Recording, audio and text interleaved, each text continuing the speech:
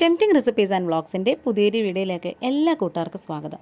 ഇന്നത്തെ റെസിപ്പി ഉണ്ടല്ലോ, വളരെ സിമ്പിളായിട്ട് ചെയ്യാൻ പറ്റിയ ഒരു കിടിലൻ നാരങ്ങ അച്ചാറിൻ്റെ വീഡിയോ ആണ്. ചാനൽ ഇഷ്ടപ്പെടുകയാണെന്നുണ്ടെങ്കിൽ ലൈക്ക് ചെയ്യും, ഷെയർ ചെയ്യും, കമൻറ്റ് ചെയ്യും, സബ്സ്ക്രൈബ് ചെയ്ത് സപ്പോർട്ട് ചെയ്യുകയും ചെയ്യണേ. അപ്പോൾ നമുക്ക് നേരെ വീഡിയോയിലേക്ക് തന്നെ പോവാം.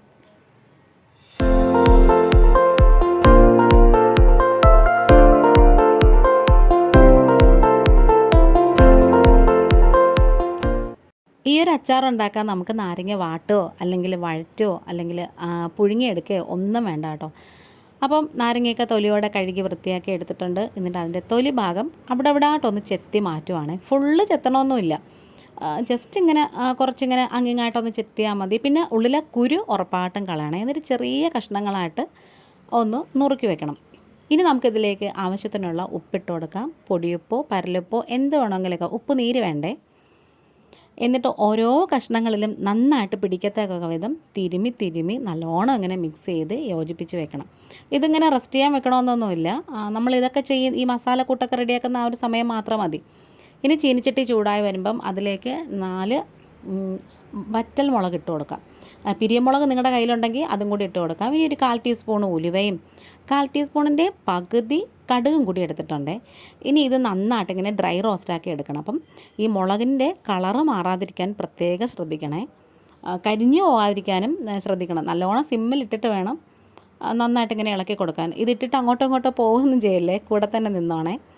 നല്ല ടേസ്റ്റി ആയിട്ടുള്ളൊരു അച്ചാറാണ്. വളരെ പെട്ടെന്ന് തന്നെ ഇപ്പം വിരുന്നുകാരൊക്കെ വരികയാണെന്നുണ്ടെങ്കിൽ നമ്മുടെ കയ്യിൽ ഒരു 3-4 നാരങ്ങയൊക്കെ, ഇപ്പം വെള്ളം കലക്കാനൊക്കെ നാരങ്ങയൊക്കെ മിക്കവാറും വീടുകളിൽ മേടിച്ച് വെച്ചിട്ടുണ്ടാവുമല്ലോ. അതിങ്ങനെ ഉണ്ടെങ്കിൽ നമുക്ക് പെട്ടെന്ന് തന്നെ ഇത് അച്ചാറുണ്ടാക്കിയെടുക്കാം. അപ്പോൾ അതെ, ഞാനിത് ഫുള്ള് വാങ്ങി വേറൊരു പ്ലേറ്റിലേക്ക് വെക്കുവാണ്. ഇനി തണുത്തതിന് ശേഷം നമുക്കിതൊന്ന് പൊടിച്ചൊക്കെ എടുക്കാനുണ്ട്. അപ്പോൾ ദേ, നമ്മുടെ ചാനൽ ഇഷ്ടപ്പെടുകയാണെന്നുണ്ടെങ്കിൽ ഒന്ന് ലൈക്ക് ചെയ്യും, ഷെയർ ചെയ്യും, കമൻറ്റ് ചെയ്യും, സബ്സ്ക്രൈബ് ചെയ്ത് സപ്പോർട്ട് ചെയ്യുകയും ചെയ്യണം. കുറേ നല്ല റെസിപ്പീസും വ്ളോഗ്സും ടിപ്സും ഒക്കെ ഇതിനകത്ത് ഇട്ടിട്ടുണ്ട്. പിന്നെ ഞാൻ എപ്പോഴും പറയുന്ന പോലെ തന്നെ അച്ചാറുണ്ടാക്കാൻ വെളിച്ചെണ്ണ ഒട്ടുമേ എടുക്കരുത്, നല്ലെണ്ണ മാത്രമേ എടുക്കാവേ. ഇനി നമുക്കിതിലേക്ക് കട്ടക്കായം ഇട്ട് കൊടുക്കണം. എപ്പോഴും നമ്മൾ ഈ എളുപ്പപ്പണികളൊക്കെ ചെയ്യുമ്പം അത്രയും ടേസ്റ്റുകളൊക്കെ വരത്തുള്ളൂ. പക്ഷേ ഇച്ചിരി സമയം മെനക്കെട്ട് ഇച്ചിരി ഒന്ന് കഷ്ടപ്പെട്ട് എന്തെങ്കിലും ചെയ്യണമെന്നുണ്ടെങ്കിൽ അതിൻ്റെ ഫലം ഭയങ്കര റിസൾട്ടായിരിക്കും. അതുകൊണ്ട് തന്നെ നമ്മൾ കായം പൊടി ചേർക്കുന്നതിനേക്കാളും ഇതേപോലെ കട്ടയെടുത്ത് മൂപ്പിച്ച് വറുത്ത് കോരി അങ്ങനെയാണ് ഉണ്ടാക്കുന്നത്. അപ്പം നമുക്കിത് നല്ലോണം ഒന്ന് മൊരിഞ്ഞ് കിട്ടണമെങ്കിൽ എന്തോ ചെയ്യേണ്ടതെന്ന് വെച്ചാലേ, ഈ കായം നന്നായിട്ട് ഇങ്ങനെ മൂത്ത് വരുമ്പം ഒരു സ്പൂണിൻ്റെ അറ്റം കൊണ്ട് ജസ്റ്റ് ഇങ്ങനെ ഒന്ന് അമർത്തി കൊടുക്കണം. അപ്പം ഇത് ചൂടാൻ ഇരിക്കുന്നതുകൊണ്ട് തന്നെ പെട്ടെന്ന് അങ്ങ് അലിഞ്ഞ് നല്ലോണം അങ്ങ് പരന്ന് വരികയും ചെയ്യും. പിന്നെ ശ്രദ്ധിക്കേണ്ട ഒരു കാര്യം, മുഖത്തൊന്നും പൊട്ടിത്തെറിക്കാതിരിക്കാൻ ശ്രദ്ധിക്കണേ. കാരണം ഇത് തെന്നിയൊന്നും പോകരുത്, അത് പ്രത്യേകം ശ്രദ്ധിക്കണം. ഇനി നമുക്കതങ്ങ് മൂപ്പിച്ച് മാറ്റി വെച്ചിട്ട് ഇതിലേക്കൊരു 1/2 ടീസ്പൂൺ കടുക് ഇട്ട് കൊടുക്കാം. പിന്നെ 1-2 വറ്റൽമുളക് ഇങ്ങനെ മുറിച്ചിട്ട് കൊടുക്കാം. ഇനി ആവശ്യത്തിനുള്ള കറിവേപ്പിലയും കൂടി ഒന്ന് വിതറി കൊടുക്കണേ. നല്ല ഫ്രഷ് ആയിട്ടുള്ള കറിവേപ്പില കിട്ടുകയാണെങ്കിൽ അതാണ് നല്ലത്.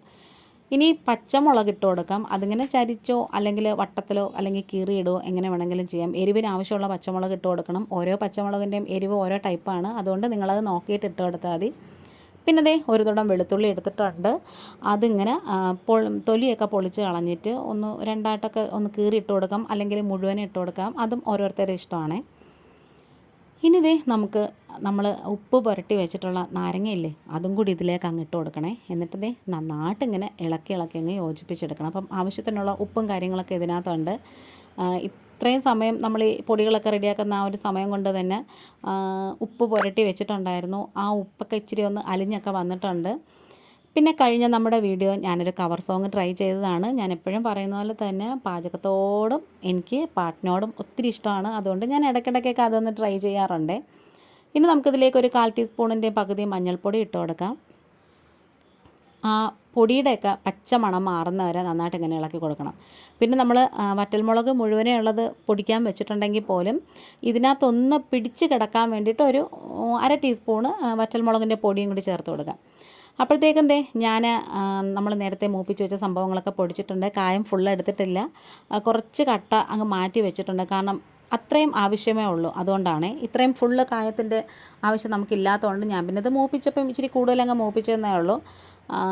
അങ്ങനെ നമ്മുടെ പൊടി വർഗ്ഗങ്ങളൊക്കെ അതിനകത്ത് ഇട്ട് കൊടുത്തിട്ടുണ്ട്. ഇപ്പം ഉപ്പ് കുറവാണ് ഇച്ചിരിയും ഉപ്പും കൂടി ഞാൻ ചേർത്ത് കൊടുത്തിട്ടുണ്ട്. പിന്നെ കുറച്ച് പഞ്ചസാര ചേർത്ത് കൊടുക്കണേ. നമ്മളിപ്പം ഏത് അച്ചാറുണ്ടാക്കുമ്പോഴും ഇച്ചിരി ഒരു പഞ്ചസാര ചേർത്ത് കൊടുക്കുന്നത് നല്ലതാണ്. പഞ്ചസാര ചേർത്ത് കൊടുക്കുമ്പോൾ ഉണ്ടല്ലോ ആ ഒരു പുളിയും മധുരവും ഉപ്പും എരിവും ഒക്കെ ഒന്ന് ബാലൻസ് ആയിട്ട് നിൽക്കും. എന്നിട്ടിതിൽ വിനാഗിരി ഒഴിക്കുന്നില്ല, പകരം ഞാൻ ഒരു ചെറുനാരങ്ങ പിഴിഞ്ഞിട്ട് കുരുവൊക്കെ കളഞ്ഞിട്ട് അതാണ് ഒഴിച്ചു കൊടുത്തേക്കുന്നത്. അപ്പോൾ നമ്മുടെ വീഡിയോ വൈൻഡപ്പ് ചെയ്യാറായിട്ടുണ്ട്. നല്ല അടിപൊളി അച്ചാർ ഇവിടെ റെഡി ആയിട്ടുണ്ട്. ചാനൽ ഇഷ്ടപ്പെടുകയാണെങ്കിൽ ഒന്ന് സബ്സ്ക്രൈബ് ചെയ്യുകയും ലൈക്ക് ചെയ്യുകയും ഷെയർ ചെയ്യുകയും കമൻറ്റ് ചെയ്ത് സപ്പോർട്ട് ചെയ്യുകയും ചെയ്യണം. വീണ്ടും തന്നെ അടുത്തൊരു നല്ല വീഡിയോ ആയിട്ട് ഉടനെ വരാം. Keep watching and subscribe and like share my videos. ഇന്നിപ്പോൾ ഇത്രയേ ഉള്ളൂ. Thanks for watching.